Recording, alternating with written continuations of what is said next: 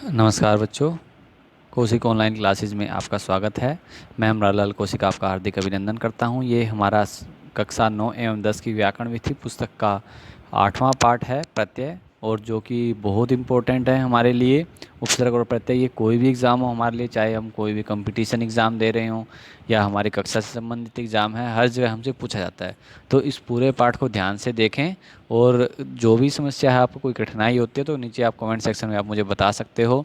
और जो बच्चे नए जुड़ रहे हैं, मैं एक बार उनसे कहूँगा कि आप चैनल के नीचे सब्सक्राइब जो बटन आ रहा है वीडियो से नीचे, आप उसको वहाँ पर सब्सक्राइब कर लीजिए, जिससे कि आपको आने वाले जितने भी वीडियोज़ हैं उनका नोटिफिकेशन टाइम पर मिलता रहे। क्योंकि बहुत से बच्चे वीडियो देख तो लेते हैं, लेकिन अगले पार्ट के जब हम वीडियो डालते हैं तो उनको पता भी नहीं लग पाता, फिर दोबारा से उनको पूरे उसमें यूट्यूब में सर्च करना पड़ता है, तो फिर उनको समस्या होती है। तो इसलिए सबसे पहले चैनल को सब्सक्राइब कर लें और उससे आगे जो घंटी का बटन आ रहा है उसको दबा लें, जिससे कि आपको नोटिफिकेशन मिल जाए और आप पाठ को उसी समय देख सको। तो हम आज प्रत्यय शुरू करेंगे। इससे पहले हमने उपसर्ग पाठ पढ़ा था। उपसर्ग होता था कि जो धातु से आगे लगते हैं, ठीक है, जो धातु शब्द से आगे लगकर हो जाता है। लेकिन प्रत्यय क्या होता है, वो पीछे लगते हैं। पर जैसे हम नाम से समझते हैं, पर क्या होता है, पीछे। तो इसलिए हम आज प्रत्यय के बारे में जानेंगे। किसी भी धातु या शब्द, देखिए आप डेफिनेशन दे, किसी भी धातु या शब्द के पश्चात जुड़ने वाले शब्दांशों को प्रत्यय कहा जाता है। कि किसी धातु या शब्द के बाद जब जो जुड़ते हैं उनको प्रत्यय कहा जाता है। उपसर्ग क्या होते हैं, जो पहले जुड़ते हैं। तो धातुओं से जुड़ने वाले प्रत्ययों को कृत प्रत्यय कहते हैं। कि जो धातुओं से जुड़ते हैं प्रत्ययों को क्या बोलते हैं, कृत प्रत्यय बोलते हैं। ये कुछ बातें इनको साथ साथ आप अपनी टिप्पणी पुस्तिका रखें, कॉपी रखें, उसमें नोट कर लें तो आपको आसानी रहेगी। कि धातुओं से जुड़ने वाले जो प्रत्यय होते हैं उनको कृत प्रत्यय कहते हैं। ये प्रत्यय तिंग प्रत्ययों से भिन्न होते हैं। कि ये प्रत्यय क्या होता है, जो तिंग प्रत्यय हैं हमारे, उनसे भिन्न होते हैं। तिंग कौन से होते हैं, तिप्तस, जी, सिप्तस, इस तरह जो होते हैं। और संज्ञा शब्दों से जुड़ने वाले प्रत्ययों को तद्धित प्रत्यय कहते हैं। कि जो संज्ञा शब्दों से जो प्रत्यय जुड़ते हैं उनको क्या बोलते हैं, तद्धित प्रत्यय कहते हैं। कि इस तरह से आपको याद, धातु कृत, संज्ञा शब्दों से तद्धित प्रत्यय। पुल्लिंग से स्त्रीलिंग बनाने के लिए शब्दों में प्रयुक्त होने वाले प्रत्ययों को स्त्री प्रत्यय कहते हैं। देखो तो बहुत आसान है, तो इसमें तो कोई आपको याद करने वाला है भी नहीं है। कि जो पुल्लिंग से स्त्रीलिंग बनाते हैं, ठीक है, तो उसको क्या बोलते हैं, हम स्त्री प्रत्यय बोलते हैं। जैसे बकरा, बकरी, तो इस तरह से हमने अगर उसको पुल्लिंग से स्त्रीलिंग बना दिया तो वो कौन सा प्रत्यय है हमारा, वहाँ पर स्त्री प्रत्यय है। तो धातुओं से जुड़ने वाले कृत प्रत्यय होते हैं, संज्ञा शब्द तद्धित प्रत्यय, और पुल्लिंग से स्त्रीलिंग बनाने वाले कौन से होते हैं, प्रत्यय। अब इनके बारे में हम पढ़ेंगे, ठीक है। ये हमारा मुख्य है यहाँ पर, कृत प्रत्यय, तद्धित और स्त्री प्रत्यय। तो सबसे पहले देखिए हम कृत प्रत्यय के बारे में जानते हैं। कृत प्रत्यय क्या होता है। कृत प्रत्यय जिन प्रत्ययों को धातुओं में जोड़कर संज्ञा, विशेषण या अव्यय आदि पद बनाए जाते हैं उन्हें कृत प्रत्यय कहते हैं। जिन प्रत्ययों को धातुओं में जोड़कर, धातु में जोड़ते हैं इन प्रत्ययों को, हमने पहले पढ़ लिया, कृत प्रत्यय होते हैं। उनको संज्ञा, विशेषण या अव्यय आदि पद बनाए जाते हैं तो उन्हें क्या बोलते हैं, हम कृत प्रत्यय कहते हैं। अव्यय बनाने के लिए धातुओं में कत्वा, लैप और तुमुन प्रत्ययों का प्रयोग किया जाता है। कि अगर धातुओं में कत्वा, लैप और तुमुन प्रत्यय मिल गए तो वो वहाँ पर क्या बन जाते हैं, अव्यय बन जाते हैं। जैसे पठित्वा है तो वो पुल्लिंग स्त्रीलिंग सब में समान होगा, तो वहाँ पर क्या होता है, फिर वो अव्यय बन जाते हैं। अव्यय के बारे में हमें पता है, हम पहले पाठ में एक बार पढ़ चुके हैं। जिसने बच्चे ने पहले पाठ नहीं देखे हैं तो वो व्याकरण विधि से हमारी प्लेलिस्ट बनी हुई है, वो उसको देख सकता है पहले पाठ से और 8वें पाठ तक।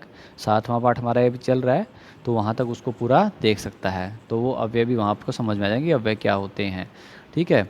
तो धातु से विशेषण बनाने के लिए स्त्री, सानच, तव्यत, अनियर। की धातु से जब हमें विशेषण बनाना हो तब क्या होता है, स्त्री, सानच, तव्यत और अनियर, यत आदि प्रत्ययों का योग किया जाता है। कि अगर हमें जब भी अव्यय बनाना हो तो क्या बने, हम कत्वा, लैप और तुमुन। और जब हमें क्या करना हो, विशेषण बनाना हो, सत्री, सानस, तव्यत, अनियर और यत, इन प्रत्ययों का प्रयोग होता है। भूतकालिक क्रिया के प्रयोग के लिए कत, कत्वतु, जब हम भूतकालिक कोई काम पहले हो चुका है उसके लिए हमें प्रयोग करना, तो वहाँ पर हम क्या प्रयोग करते हैं, कत एवं कत्वतु करना। इस अर्थ के लिए क्रिया के वाचक तव्यत, अनियर और यत प्रत्ययों का प्रयोग करते हैं। तो वहाँ पर कौन से प्रत्ययों का प्रयोग होता है, तव्यत, अनियर और यत प्रत्यय, ये वो भूतकालिक होते हैं, ठीक है। क्यों, क्रिया हमारी पहले हो चुकी है। धातु से संज्ञा बनाने हेतु, धातु से अगर हमें संज्ञा बनानी है तो क्या होता है, त्रिच, कृतिन, णमूल और ल्यूट आदि प्रत्ययों का योग किया जाता है। तो इस तरह से अब हम इनके उदाहरण से समझेंगे मेन जो है, क्योंकि ये भी एकदम से डेफिनेशन जो है वो आपका इतना समझ में नहीं आएगा। जब हम साथ साथ उदाहरण देखेंगे तो आपको ये पूरा हर एक समझ में आ जाएगा। कतिपय प्रमुख कृत प्रत्ययों का परिचय यहाँ दिया जा रहा है। जो कुछ कृत प्रत्यय हैं उनका यहाँ हम बता रहे हैं। कत्वा प्रत्यय जो आप पहले से पढ़ते आ रहे हैं, कत्वा प्रत्यय। वाक्य में मुख्य क्रिया से पूर्व किए गए कार्य में पूर्वकालिक क्रिया को व्यक्त के लिए धातु में कत्वा प्रत्यय का प्रयोग किया जाता है। जब अगर एक काम हो रहा है कि हो चुका है तो उसमें जो पहली क्रिया है उसको हम व्यक्त करने के लिए क्या करते हैं, कत्वा प्रत्यय का प्रयोग करते हैं। जैसे मयूर है मेघम दृष्टवा नृत्यति, कि मोर जो है बादल को देखकर नाचता है, कि उसने बादल को देखा फिर वो नाचने लगा। पहले देखा तो वहाँ पर उसमें देखना में कौन सा होगा, कत्वा प्रत्यय। तो क्या बन जाएगा, दृष्टवा। मयूर है मेघम दृष्टवा नृत्यति, मयूर जो है वो बादल को देखकर नाचता है। समझ गए होंगे, पहले क्रिया कौन सी हुई है, देखना, तभी तो उसने नाचना शुरू किया है। तो देखना में वहाँ पर हमारा कत्वा प्रत्यय होगा। तो मयूर है मेघम दृष्टवा नृत्यति। यहाँ दृष्टवा में दृश्य धातु से कत्वा प्रत्यय का योग हुआ है। यह क्रिया नर्तन क्रिया की पूर्वकालिक क्रिया है। पूर्वकालिक मतलब पहले होने वाली क्रिया है। अब ऐसे यहाँ हम देखेंगे क्रि कत्वा, तो क्या बना, कृत्वा, करके कार्यम कृत्वा गृहम, गम कत्वा, सॉरी गम गत्वा, जाकर, आपणम गत्वा फलम, कि जाकर फल लाओ, पहले दुकान पर जाओ फिर फल लाओ। तो पहले क्या किया है, जाना हुआ है। ऐसा तो नहीं है पहले फल ले लियो, पहले दुकान पर जाएंगे तभी तो फल लेंगे। तो पहले गत्वा यानी कि आपणम गत्वा, दुकान पर जाकर। नम कत्वा नत्वा, सबसे पहले आपको ये सभी डेफिनेशंस याद कर लें अच्छे से और इनको शब्द वाक्य में प्रयोग करना मैं बता रहा हूँ आपको, ठीक है। नत्वा नमन करके, सरस्वती देवी में नत्वा पाठम पढ़ के, सरस्वती देवी को नमस्कार करके पाठ पढ़ो। पा कत्वा में पीतवा, पीकर यानी कि दुग्धम पीतवा, दूध पीकर शयन करो। श्रु कत्वा श्रुत्वा, सुनकर, वार्ता श्रुत्वा आगस्तो अस्मि, बात सुनकर मैं आया हूँ। दृश्य कत्वा दृष्टवा, देखकर, बहि दृष्टवा आगच्छामि, बाहर देखकर आओ। हन कत्वा यानी कि हत्वा, मारकर, राम है रावणम हत्वा सीताम प्राप्नोत, सीता को प्राप्त किया, राम ने रावण को मारकर सीता को प्राप्त किया। प्रच कत्वा यानी कि पृष्ठवा, पूछकर, गुरुम पृष्ठवा आगच्छामि, गुरु से पूछकर आओ। त्यज कत्वा त्यक्त्वा, त्याग कर, सीता वने त्यक्त्वा लक्ष्मण आगत, सीताम वने त्यक्त्वा, सीता को वन में छोड़कर लक्ष्मण है आगत है, लक्ष्मण आया। स्पृश कत्वा स्पृष्टवा, छूकर, मम मित्रम माम सृष्टवा गतः है, मेरा जो मित्र है वो मुझे छूकर गया।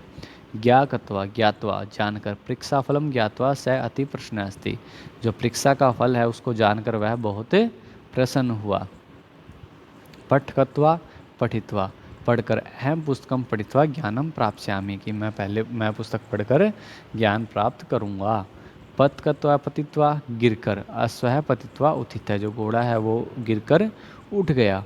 पूजकत्वा यानी कि पूजित्वा, पूज कर, देवीम पूजित्वा मेला पगम गमिष्यामि, कि तो इस तरह से हम यहाँ पर हमें हर एक में समझ में आ गया कि एक पहले जो काम हुआ उसका दूसरा काम होता है, जो पहली क्रिया है हमारा उसके अंदर कर्तव्य प्रत्यय का हमारा प्रयोग होता है।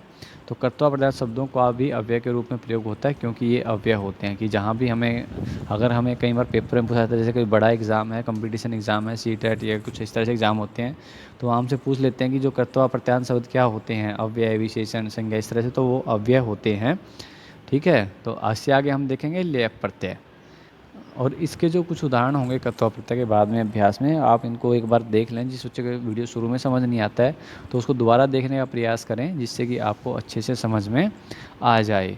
तो वहाँ पर तो इस तरह से हमारा ये कर्तव्य प्रत्यय का प्रयोग था। इससे आगे जो लेप और तुमुन है वो हम आगे एक भाग में करेंगे। एक भाग में 2 भाग होंगे इसके यहाँ पर, क्योंकि जैसे कि एक वीडियो बहुत लंबा हो जाता है तो आपको ज़्यादा मुश्किल ना परेशानी ना हो, इसलिए एक समय में एक ही प्रत्यय को समझो आराम से, आपको से आपकी समझ में आ जाए। तो आपका जो लेप और तुमुन है वो अगले भाग में होगा। तो इसलिए बच्चे इसको इतने को नोट कर लें, अपनी पुस्तिका में देख लें और टिप्पणी पुस्तिका में लिख लें, और जहाँ कहीं भी डाउट है उसको आप कमेंट सेक्शन के अंदर हमसे पूछ सकते हो। Thank you.